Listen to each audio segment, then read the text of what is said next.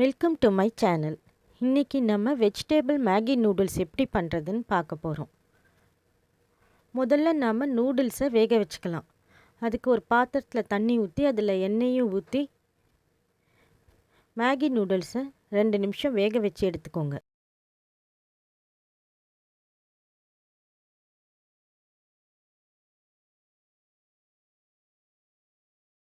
இப்போ நம்ம நூடுல்ஸ் செய்ய ஆரம்பிக்கலாம். முதல்ல ஒரு பேனில் எண்ணெயை ஊற்றி வெங்காயத்தை போட்டுக்கோங்க.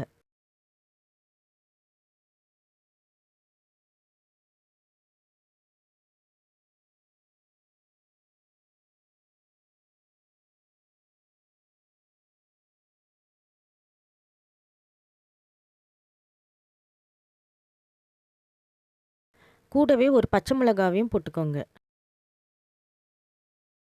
வெங்காயம் ஓரளவு வதங்கின உடனே இப்போ நம்ம பீன்ஸ் போடுறோம்.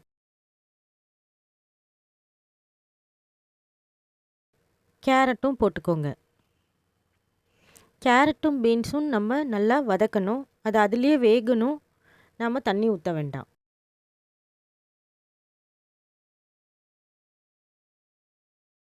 தேவையான அளவு உப்பு போட்டுக்கோங்க.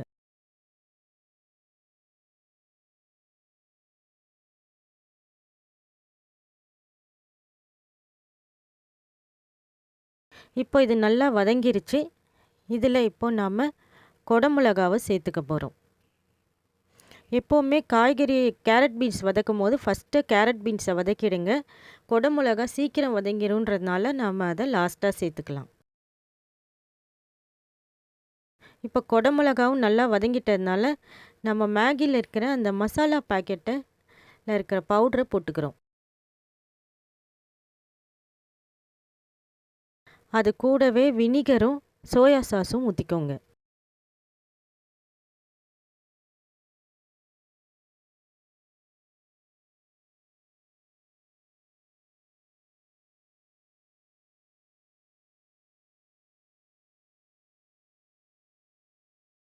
இதெல்லாம் சேர்த்து 1 நிமிஷம் வதக்குனா போதும்.